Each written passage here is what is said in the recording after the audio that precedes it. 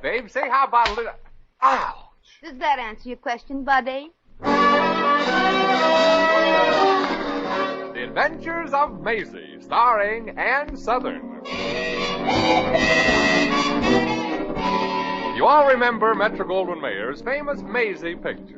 In just a moment, you'll hear Maisie in radio, starring the same glamorous star you all went to see and loved on the screen, Ann Sothern. But first, your announcer.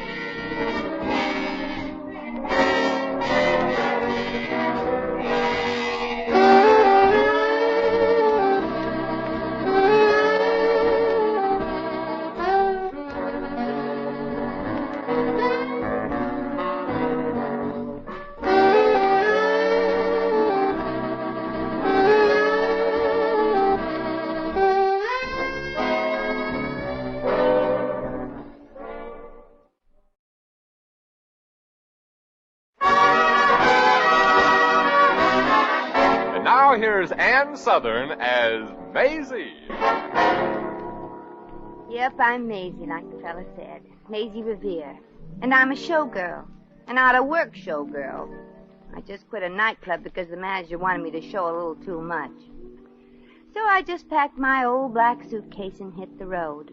It was way out west where men are supposed to be. Only for miles and miles I didn't see any. Then, as luck would have it, I stumbled up to a farmhouse, and the farmer, a really nice widowed gentleman named Jed Parker, surprised me by offering me a job, and I surprised him by taking it. I'd never worked on a farm before, and I never realized what a leisurely life farm work is. You cook the meals, draw the water from the well, feed the chickens, clean the house, churn the butter, scrub the laundry, and simple little chores like that.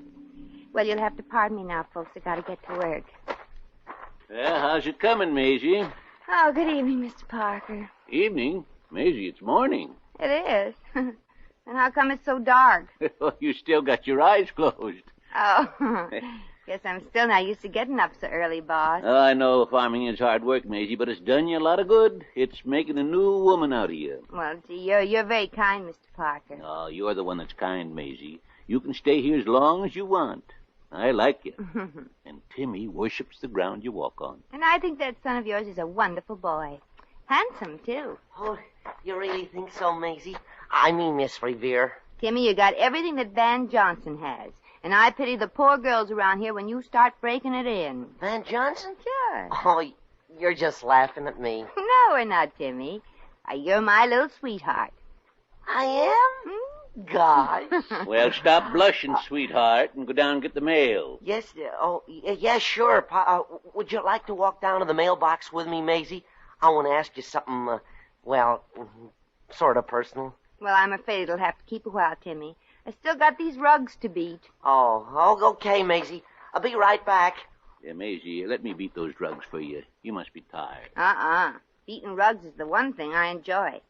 I keep imagining each rug is a personal enemy of mine. Well, okay, then. I'll get to work. Now, on with the fun. My agent, the guy that sold me these tight shoes, the cricket that kept me up last night. Ouch! Oh, I'm sorry, Cricket. I didn't think you were listening. Miss, I'm not a cricket. I'm Judge Snodgrass. Oh, I'm terribly sorry, Judge.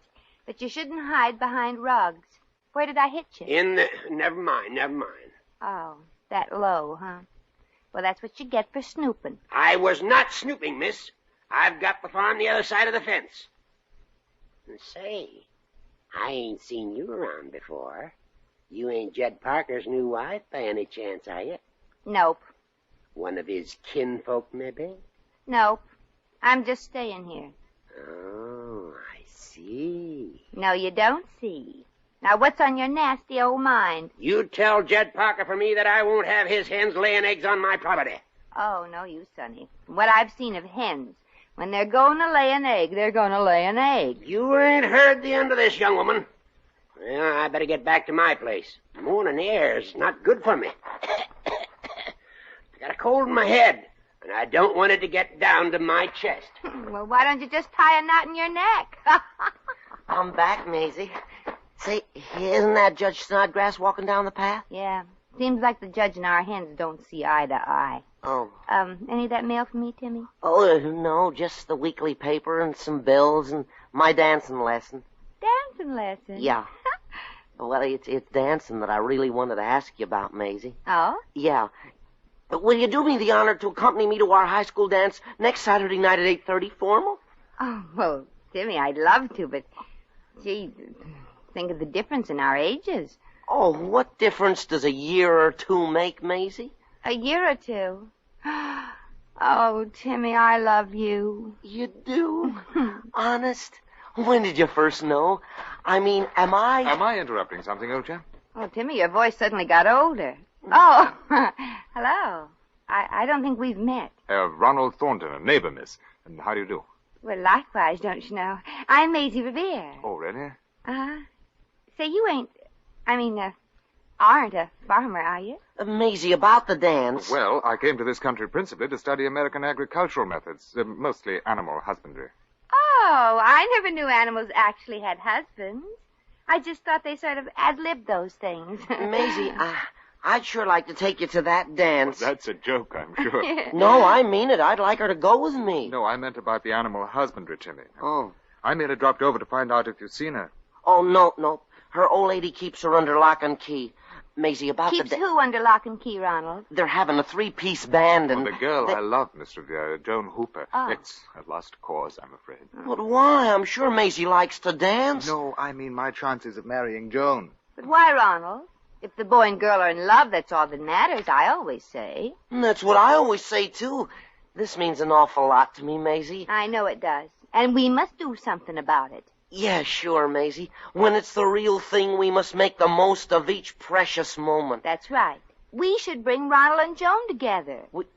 Ronald and Joan? Sure. But how, Miss Revere? Frankly, I'm going a bit out of my mind. You ain't the only one, Maisie. Timmy, come here at once. Just a minute, Timmy? Pop. Oh, all right. I'll see you later, Maisie. Now, Ronald, if you don't mind my butting in, what's the score between you and this Joan? Oh, well, Miss Revere, I suppose I'm too madly in love with Joan to have any pride left. If only I could see her once in a while. Gosh, the love bug sure has bitten a big chunk out of you. Yes, but Joan's mother simply abhors the idea of her daughter marrying a mere farmer. The Hoopers are sort of the local upper crust, you see. Oh, pooh, what's the upper crust anyway? Just a bunch of crumbs held together by their own dough. Say, what that Joan needs is a little spunk talked into her. What's her phone number? Oh, I couldn't telephone her. Her mother knows my voice. But she don't know mine. And I've got an idea how to get her out of the house. But... There's no buts about it. You want to have children someday, don't you? Oh, yes, of course, but Mrs. Hooper would never forgive Joan and me if we got married. And your children would never forgive if you didn't.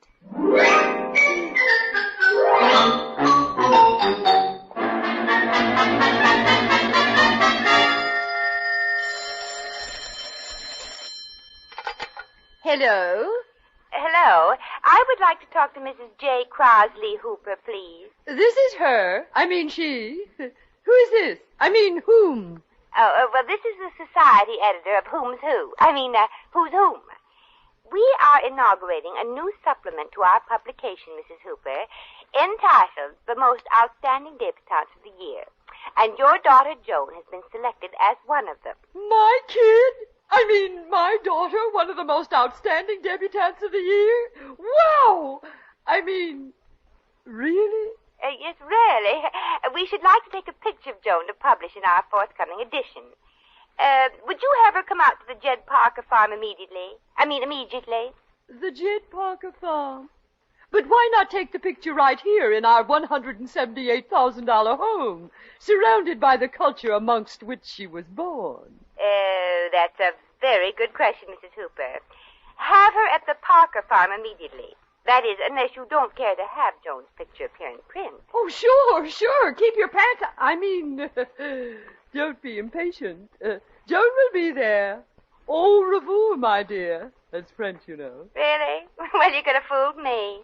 Goodbye now. Joan, come downstairs at once. For just a minute, Mother. What's all the ruckus about, Gussie? Crosley, how many times must I tell you to desist from calling me Gussie? You know what you should call me. Yeah, but I don't like to do it in front of our kid. I mean, now that we're accepted into society, I wish you'd refer to me as Augustine. And take your feet off the dining room table. Well, don't get all head up, Gussie. I got my shoes off, ain't I? Please, Crosley, don't be vulgar. It's our Joan. They want her picture took as one of the most outstanding debutantes of the season. Well, gee, what do you know? Our little stinker in society. Eh? Making her debut. Not debut, egghead. It's debut. Debut? Yes. Anyway, this will be wonderful for Joan. She'll meet new men. Now, look, Gussie, why do you have to interfere with the poor kid's love life? Pooh. Marry a farmer. Our Joni will be brought up amongst culture, not agriculture. Think of our family position. Family position, eh? What family position? Mine, Crosley, naturally. After all, I was born with a silver spoon in my mouth. And a tin tray in your hand. Crosley!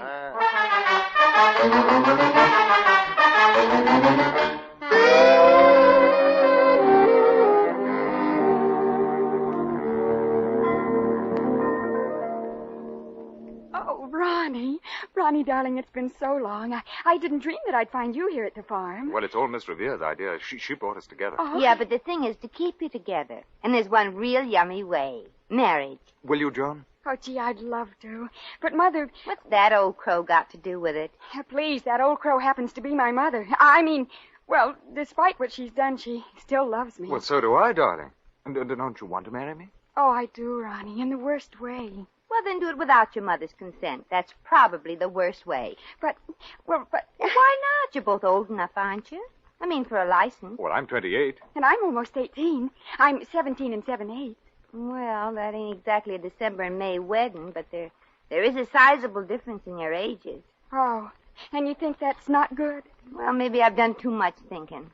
Look, you two wait here. I'm going in the barn and talk to Timmy Parker and get an innocent bystander's opinion.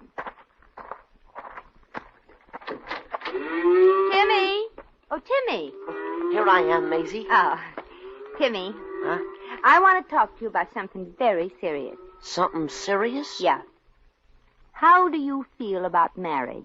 Well, I think that... Huh? Me? Marriage? Yeah. I feel that that's the only answer to our problem right now, don't you? Oh, but Miss Revere, I mean, Maisie, this is so sudden. Well, I know, Timmy. It was for me, too. I'll have to ask my pop what he thinks first. Oh, I know he'll bring up the matter of the difference in ages. Oh, but that doesn't matter when two people both want each other so desperately, does it? Doesn't it? I mean, of course it doesn't. Does it? Well, that's a question I want you to answer, Timmy. Oh, well, I guess when it's bigger than both of us, who are we to fight against it? Then the answer's yes?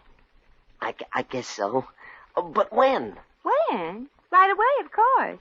Right away? Well, sure. Timmy, what do people in this town, people madly in love who can't wait, do to get married quick like without waiting for a license?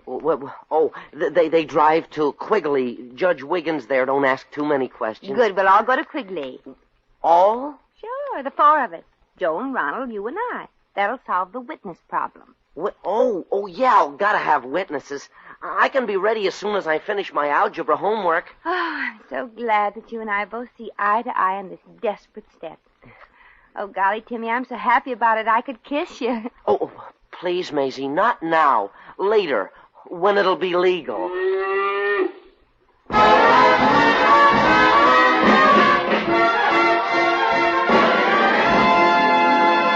The Adventures of Maisie, starring Ann Sothern, will continue in just a moment.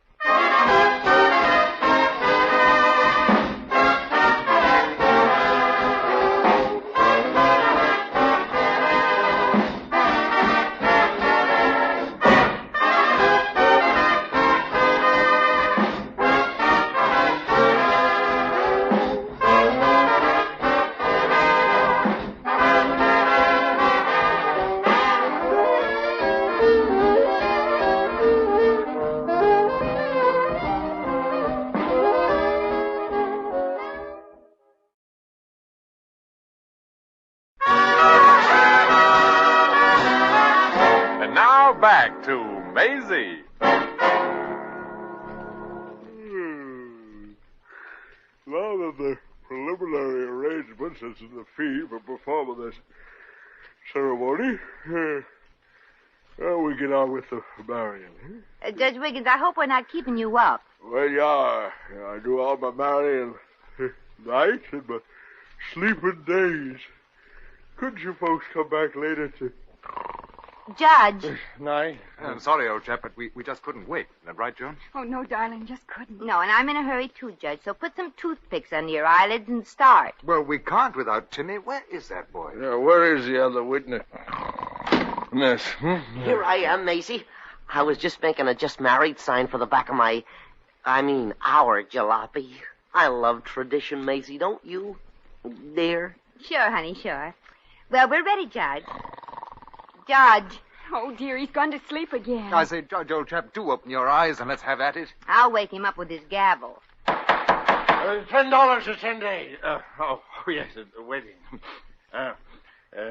Take your places. Okay. Do I take the bride's hand, Judge? Oh, well, hardly, old boy. I'll do that. You? Well, naturally, Timmy. Then after the ceremony, he goes on a honeymoon with the bride. He goes? Say, that's going a little too far. Don't you think so, Joan? Well, of course not. I expect it. You do? Timmy, didn't your father tell you about the facts of life? Yeah, but gosh, he must have skipped something. Maisie, won't it be a little embarrassing to have Ronald along on our honeymoon? Well, of course not, Timmy. You see, our honeymoon. Timmy, I'm the one that's getting married. Oh, gosh, I'm sorry, Joan, but Maisie asked me first. Well, I'm afraid there's been a mistake, Timmy. She's marrying me. Are you, Maisie? No, he means Joan. He and Joan. He and... Oh. Silly of me to think I'm that... sorry, Timmy. Oh, so Yeah. am I, Timmy. You're not the groom. You're just the best man. The best kid. Shit. Fine thing. I had to put on my new jeans for nothing. Well, let's get on with it, shall we? Judge! Judge! Pop out a bit, my lad. Yeah, wake up. Yes? Oh, yeah, sure. Dearly beloved, we are gathered together to witness the marriage of... Hurry up, Judge. I got to get back to high school, and so does the bride. Timmy. The bride. How old are you, my dear? Oh? Old? You have to be 18 to get married. If not, you must have the consent of your parents. Oh, fine. Well, miss, how old are you? 22. Seems to be a slight difference of opinion. So I'm just in time, huh? Yeah, Mr. Parker, it's almost over. Timmy, you're not marrying that show person. Well, now, I say, old chap, you've got this thing all wrong. It's that actress I've had all wrong. She's not going to marry my son. Oh, well, Mr. Parker, it's Joan and Ronald that are getting married. Oh. Well, shall we start again? I'm a tired man. Do you, Joan? Where's her folks? Home. Go ahead, Judge. Do you? Oh, then they gave the consent, huh? Couldn't be married unless they did. Joan's underage, you know. Do you, Joe? Underage? Oh, now look what you've done, Mr. Parker. Oh, please, Judge, please. I love him. Yeah, I'm sorry, little girl. You come back when you're 18. And now, good night. Well, Dad, you sure did it. Oh, my mother will never give her consent. She wants me to marry a blue blood. Yeah, red clashed with her carpets. Oh, gee, kids, I'm sorry. Well, Mr. Parker, I'm not through yet. Some way, I don't know how. I'm going to get these two kids married if it has to be over your dead body. And at the moment, that's a very tempting idea.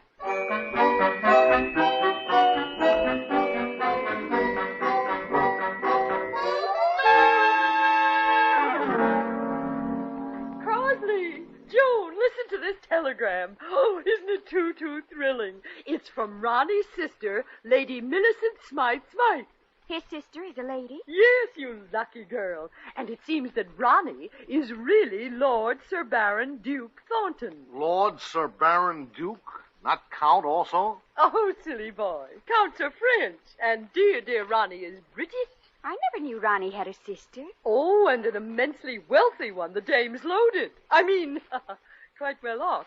Listen to the rest of the wire. I am passing through the colonies en route to South Africa to visit the diamond mines, Mater and Pater, left to me and Brater. Brater? Crosley, didn't you learn anything at school? That's Latin for brother. Lady Millicent obviously has educated brains. But to me, she sounds like a screwball. Joan, dear, that is hardly the way to speak of your future sister-in-law. Sister-in-law? Oh, you mean me and Ronnie? Oh, Mother. Exactly. Now, here's the rest of the telegram. Suggest you arrange wedding, my brother and your daughter, whilst I am there. Will arrive at 4, coming direct to your residence. Your daughter is a very lucky girl. Signed, Lady Millicent Smythe. She's lucky. Why, Ronnie's the lucky one to get a girl like Joan. Oh, who cares who's lucky, as long as I'm going to be Mrs. Lord Sir Baron Duke Thornton.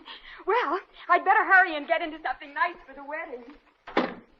Well, Crosby, aren't you going to get dressed for the wedding? Dressed? You mean a tie and everything? Yes.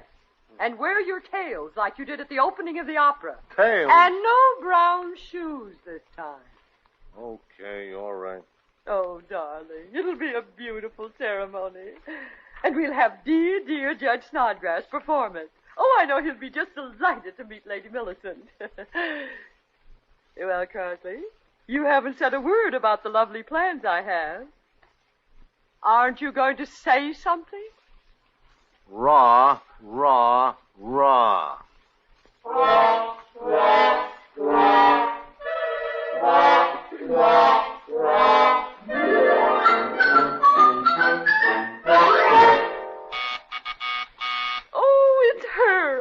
She. Oh, Crosby, I'm so excited. How do I look? How could you look? Oh, shut up. Ronnie, dear, aren't you excited at the prospect of meeting your sister? More than you know. I'm a little curious, too. Lady Millicent Smythe. Well, cheerio, pip, bebop, and all that sort of thing. Oh, Ronnie, my dear brother. Ronnie, it's... Hello, Millicent, old girl. 'Tis quite a surprise seeing you. Yes, it is, isn't it? Jolly seeing you again, old girl. I trust everything at the old castle of ours is quite, jolly. How are the moats? The moats? Oh, they're fine. They send you their dearest regards, you know. All sorts of greetings from your cronies in Leicester Square. That's Lester. Oh, yes. Lester sends his regards, too. Laid up, the poor chap is. Hurt his leg at some game of sport. Oh. Cricket? No, broke it. Broke it? Oh! Such a delightful sense of humor. Oh, so this is the lovely bride. Oh, dear, no. I'm her mother. Oh, and so young, too. Jidoo. Jidoo. This is the bride, my daughter Joan. Jidoo. Jidoo. I'm her old man. Jidoo. Jidoo yourself. Put it there, sister. Put what where? Oh, you mustn't mind my husband, Lady Smythe. You see, he was raised on a ranch. Well, what say? Shall we get this wedding what-not over with, what? Yes. I believe I heard the judge's car pull up a moment ago. Judge Snodgrass. Well, I'm here, ready to perform the ceremony. Howdy, Crosley, Joan, Ronald. Oh, Judge Snodgrass. Judge Snodgrass, this is Ronnie's sister from England, Lady Millicent Smythe. Hello. Fair to middling. Lady Millicent, what are you doing with Joan's veil over your face? We just thought I'd wear it till after the ceremony. My face gets chilled from the draft. Well, Lady Millicent, I'll get you something else. A pillow, perhaps. Oh, don't bother, really. The veil will do. We British are quite used to roughing it, you know. Well, Joan needs that veil more than you. That's what you think. Now, nobody's holding up the wedding of my daughter to the man she loves. Yeah, let's get it going. I gotta get the doctors for another treatment. Some fresh girl hit me plumb on my sacroiliac over at the Parkers this morning. Millicent, let Joan have the veil and let's go on with the wedding. Our train leaves shortly. Yes, our honeymoon train. Yeah, so give us that veil. Oh, Rosalie, you shouldn't have. If I ever see that girl again, I'll... You... Yes, Crossley, you shouldn't have. Judge Snodgrass, you know Lady Millicent? I know her, and believe me, she ain't no lady. Now, listen, you old goat. Just because I happen to be working at the Parker farm. Oh, working. Oh, my, I think I'm going to faint. She ain't royalty. Oh, but she did it for us, Mother, for Ronnie and me. Yes, we love each other, Mrs. Hooper. Joan will never marry this farmer. Do you hear me? Never. Like heck she won't. That's the spirit. Pop. Crossley, how dare you talk like that? Shut up, Gussie, shut up. Oh. Now, see here, Mr. Hooper. Judge Snodgrass, would you like to be a little angel? Well, sure. Then drop dead. Oh, Crossley. Crossley, you haven't spoken to me like that ever. Not in 20 years. Then I'm 20 years late. Then we can be married, Father? You're darn right you can. Oh, Joan, darling, at last. Well, if Mrs. Hooper's against it, I won't perform the ceremony. But we'll miss our train. No, you won't. We're all going back to Judge Wiggins over in Quigley in a hurry. And Joan, Yes, Maisie? if we're ever going to get Judge Wiggins through it, you'd better bring an alarm clock.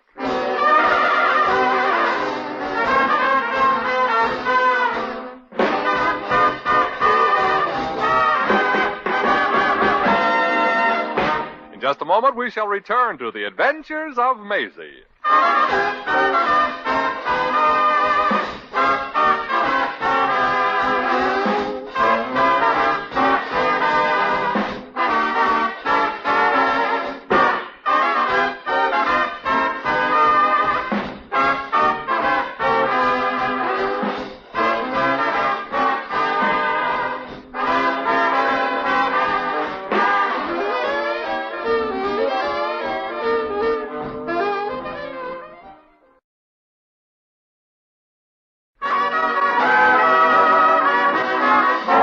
Once again, here's Maisie. Well, so Joan and Ronnie were married, and I sure hope they live happily ever after. And they will if they remember one important thing. It isn't the saying of I do at the wedding ceremony that's important. It's the things they do after that counts. For instance, if you have an argument with your wife and she's right, come to her and admit it. But if she's wrong, take her to the movies. Well, I gotta hit the road again. Living out in the open ain't for a city gal like me. All that health can kill a person. Gee, it's a long way back to Brooklyn, especially if you're traveling by thumb. Well, gotta get going. Come on, feet. Mush.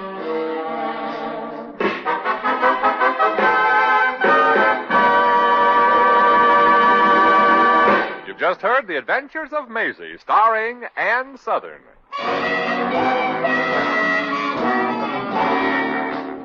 Maisie was written by Arthur Phillips. Original music was composed and conducted by Harry Zimmerman. Supporting cast included B. Benaderet, Ben Wright, Hans Conreid, Sheldon Leonard, Will Wright, Earl Ross, Sammy Hill, and Sidney Miller. Jack McCoy speaking.